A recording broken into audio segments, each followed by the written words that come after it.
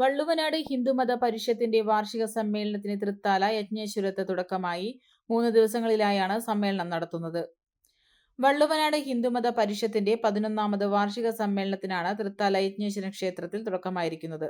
3 ദിവസങ്ങളിലായാണ് സമ്മേളനം നടത്തുന്നത്.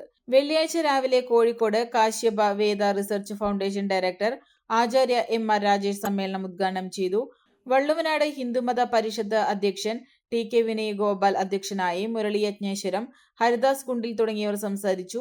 ആധ്യാത്മിക സമ്മേളനം, മാതൃസമ്മേളനം, യുവജന സമ്മേളനം, സാംസ്കാരിക സമ്മേളനം, വിവിധ കലാപരിപാടികൾ എന്നിവയും ഉണ്ടായിരിക്കും. വാർഷിക സമ്മേളനത്തിന്റെ ഭാഗമായി നടന്ന ലളിതാ സഹസ്രനാമാർച്ചനയിലെ 100 കണക്കിന് ആളുകൾ പങ്കെടുത്തു. ആചാര്യ വത്സല മേഴത്തൂർ നേതൃത്വം നൽകി. 5 വർഷം മുൻപ് കാശ്യപ വേദ റിസർച്ച് ഫൗണ്ടേഷൻ, കാശ്യപ വേദ പാഠശാല ഞാൻ ബാലുശ്ശേരിയിൽ ആരംഭിക്കുമ്പോൾ ഞാൻ നേരിട്ട എതിർപ്പുകളുണ്ട്. അതിന്റെ വളർച്ചയിൽ ഇന്നുവരെ ഞങ്ങൾ എതിർപ്പ് നേരിട്ടിട്ടുണ്ട്. പക്ഷേ ആ എതിർപ്പുകളെല്ലാം നിശ്ചലമായി പോയി.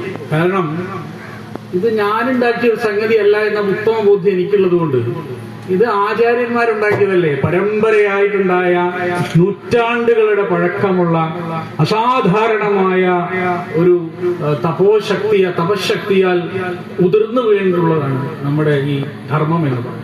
ഞാനതിന് ഹിന്ദു ധർമ്മം എന്നൊന്നും വിളിക്കാറില്ല. ഞാൻ ആര്യധർമ്മം എന്ന് വിളിക്കും, വൈദിക ധർമ്മം എന്ന് വിളിക്കും, സനാതന ധർമ്മം എന്നൊക്കെ വിളിക്കാറുണ്ട്. അതെന്തോ ആവട്ടെ, ഈ ധർമ്മത്തെ അങ്ങനെ ഒരു വലിയ എതിർപ്പായിരുന്നു. എതിർപ്പ് എന്ന് പറഞ്ഞാൽ, ഞാൻ പഠിപ്പിക്കാൻ പോകുന്ന സമയത്ത് വേദമാണ് പഠിപ്പിക്കാൻ പോകുന്നത്. അപ്പൊ എന്റെ നാട്ടിലൊക്കെ ഒരു വലിയ ചർച്ചയുണ്ടായി. അതായത് നമ്പൂരിയുടെ മകൻ ക്രിസ്തുമതം സ്വീകരിച്ചു, വേദം പഠിക്കാൻ പോകുന്നു. വേദം പഠിപ്പിക്കുക എന്ന് പറഞ്ഞാൽ അത് ക്രിസ്ത്യാനികൾ ചെയ്യുന്ന ഒരു സംഗതിയായിട്ടാണ്. അതിൽ നിന്ന് ഞങ്ങളതല്ല, രാഷ്ട്രീയം ഞങ്ങൾക്കില്ല എന്ന് പറഞ്ഞാൽ ആര് ബദിരകർണങ്ങളിലേ അത് പതിക്കുള്ളൂ. ആരും സഹകരിക്കാൻ തയ്യാറാവില്ല, സാമ്പത്തികമായി സഹകരിക്കില്ല. അന്നത്തെ കാലം എന്ന് പറഞ്ഞാൽ 27 കൊല്ലം മുമ്പാണ് നമ്മുടെ പ്രവർത്തനം നടക്കുന്നത്. അതിന് അന്നുള്ള ശ്രീ ചന്ദ്രൻ വൈദികനെ പോലുള്ള ആളുകൾ ഇവിടെ ഇരിക്കുന്നുണ്ട്. അപ്പോൾ അന്ന് ഇതിനെ ഞങ്ങൾ ഉപേക്ഷിച്ചിരുന്നുവെങ്കിൽ ഇന്ന് ലക്ഷക്കണക്കിന് ആളുകളെ വേദം പഠിപ്പിക്കാൻ സാധിക്കുമായിരുന്നില്ല. നമ്മുടെ ആശ്രമത്തിന്റെ വൈപുല്യം ഏതെങ്കിലും ഒരു സ്ഥലത്തല്ല. ഞാൻ എപ്പോഴും പറയാറുണ്ട്, എല്ലാ അഗ്നിഹോത്രവും സന്ധ്യാവന്ദനവും ചെയ്യുന്ന എല്ലാ വീടുകളും കാശ്യപാശ്രമമാണ്. ഏതെങ്കിലും ഒരു വീടല്ല, ഏതെങ്കിലും ഒരു ആസ്ഥാനമല്ല. എവിടെയുണ്ടോ അതൊക്കെ കാശ്യപാശ്രമമാണ്. വേറെ ഒന്നുമില്ല, എല്ലാ സ്ഥലവും അതെ. നമ്മുടെ ധർമ്മം പ്രചരിപ്പിക്കുക എന്ന് പറയുന്നത് നമ്മുടെ ഭരണഘടനയിൽ നൽകിയ അവകാശം എന്നതുപോലെ അത് പ്രാചീനമായ ഭാരതത്തിന്റെ പാരമ്പര്യത്തിലുള്ളതാണ്. നമ്മുടെ ധർമ്മത്തെക്കുറിച്ച് നമുക്ക് പറയണം. പറയാതിരുന്നാലാണ് പ്രശ്നം. കാരണം പറയാതിരുന്നാൽ ആളുകൾക്ക് അറിയില്ല, ആളുകൾക്ക് മനസ്സിലാവില്ല.